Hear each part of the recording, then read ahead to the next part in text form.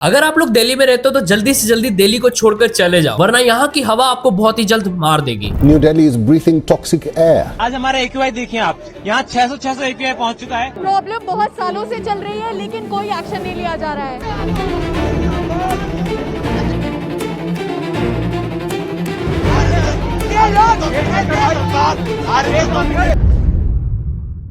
अगर आप या आपका कोई करीबी फैमिली मेंबर दिल्ली में रहता है तो ये वीडियो जरूर पूरी देखना, शायद ये किसी की जान तक बचा सकती है।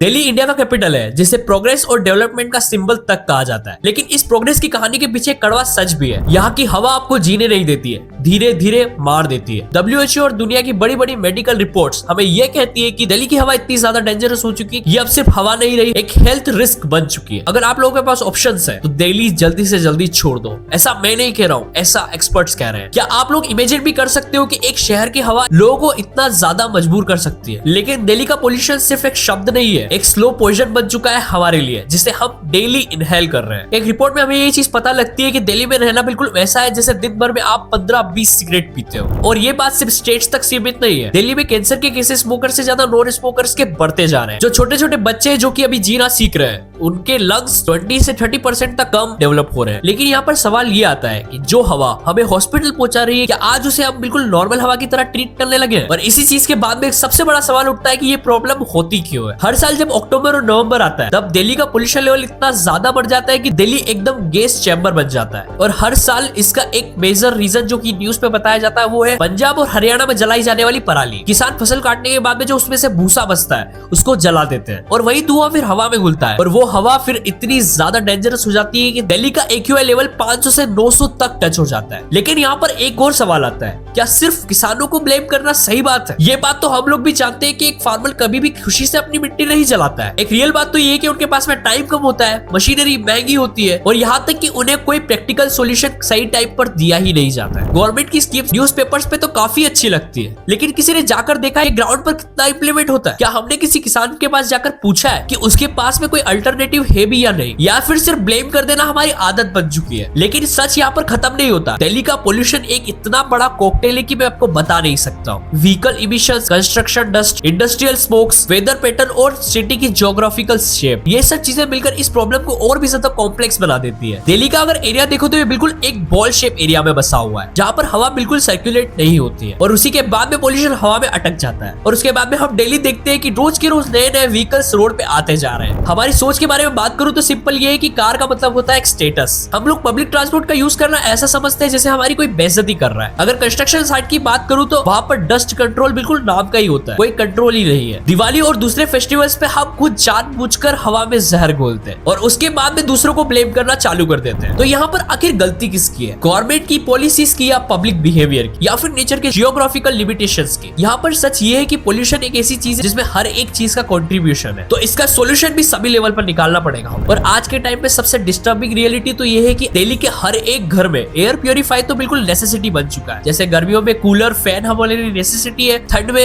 हीटर हमारे लिए नेसेसिटी है, वैसे ही आज के टाइम पे एयर प्योरीफायर हमारे लिए एक नेसेसिटी बन चुका है। अगर पिछले कुछ सालों की बात करूं तो एयर प्योरीफायर का मार्केट 5x से ग्रो हुआ है और एक्सपर्ट्स तो यहाँ तक कह रहे हैं कि फ्यूचर में हर एक घर में एयर प्योरीफायर आने वाला है। जैसे हम लोग नॉर्मल AC या फ्रिज यूज करते हैं वैसे ही आप जस्ट इमेजिन करो कि हम लोग ऐसी दुनिया क्रिएट कर रहे हैं जहाँ पर बच्चे खुली हवा में चलना तो दूर है, सांस भी नहीं ले सकते हैं। तो क्या हम इसी फ्यूचर की तरफ बढ़ रहे हैं या हमने पहले के टाइम पे इसी फ्यूचर का सपना देखा था जहाँ हवा एक लग्जरी प्रोडक्ट की तरह यूज हो? आज के टाइम पे अगर ग्लोबल सिचुएशन की बात करूँ तो इंडिया टॉप लेवल पर आता है एयर पोल्यूशन के मामले में और उसमें भी दिल्ली नंबर 1 पर रहता है हमेशा। यहाँ का AQI ईयर बाय ईयर बढ़ता जा रहा है। अगर 2015 की हम लोग बात करें तो AQI 200 के आसपास था, लेकिन आज के टाइम पे 350 प्लस क्रॉस करना एक आम बात बन चुकी है। और ये तो ठीक है, कभी कभी तो 999 तक रीडिंग चली जाती है और इसके चलते मशीन तक कैप आउट हो जाती है। आप एक बार इस वीडियो को देखिए, इस वीडियो में क्लियरली ये चीज आप देख सकते हो कि एयर प्योरीफायर इतना ज्यादा गंदा हो गया है दिल्ली की हवा से, और वो भी सिर्फ 1 या 2 दिन में। देखो ये किसी अचीवमेंट का ग्राफ नहीं है, ये हमारे लिए एक स्लो डेथ का चार्ट है। और यहाँ पर अगर इसके कॉन्सिक्वेंसेस की बात करें तो सिर्फ ब्रीथ इश्यूज नहीं है, heart attack, diabetes, brain development issues, fertility problems और यहाँ तक कि प्रीमेच्योर डेथ्स भी एक आम बात बन जाने वाली है एक टाइम के बाद। इन सब की लिस्ट इतनी ज्यादा बड़ी है कि बोलते बोलते मुझे डर लगने लग गया। एक रिपोर्ट से हमें ये चीज पता लगती है कि दिल्ली में रहने वालों की उम्र 7 साल से कम होती जा रही है और ये हो रहा है सिर्फ एयर पोल्यूशन की वजह से। यहाँ पर सवाल ये आता है कि क्या हम हमारी नेक्स्ट जनरेशन को यही टॉक्सिक लेगेसी देकर जाने वाले हैं? ये फाइट मुश्किल जरूर है लेकिन असंभव नहीं है। यहाँ पर सॉल्यूशंस बहुत ही ज्यादा क्लियर है, जैसे पंजाब और हरियाणा के किसानों को सब्सिडीज मिलनी चाहिए, उन लोगों को कुछ एडवांस मशीनरी प्रोवाइड करवानी चाहिए और दिल्ली एनसीआर की अगर बात करूं तो वहां से पॉल्यूटिंग इंडस्ट्रीज को बाहर शिफ्ट करवाना चाहिए। यहाँ पर पब्लिक ट्रांसपोर्ट को इतना ज्यादा एफिशिएंट बना देना चाहिए जिससे कि हमें खुद के व्हीकल्स की जरूरत ही नहीं पड़नी चाहिए, हम लोग पब्लिक ट्रांसपोर्ट का ही यूज करें। यहाँ पे हमें इलेक्ट्रिक कार्स और व्हीकल्स का यूज बढ़ा देना पड़ेगा और यहाँ पर जो कंस्ट्रक्शन डस्ट होती है उसके लिए स्ट्रिक्ट परमिशंस और स्ट्रिक्ट पॉलिसीज होनी चाहिए और सबसे इम्पोर्टेंट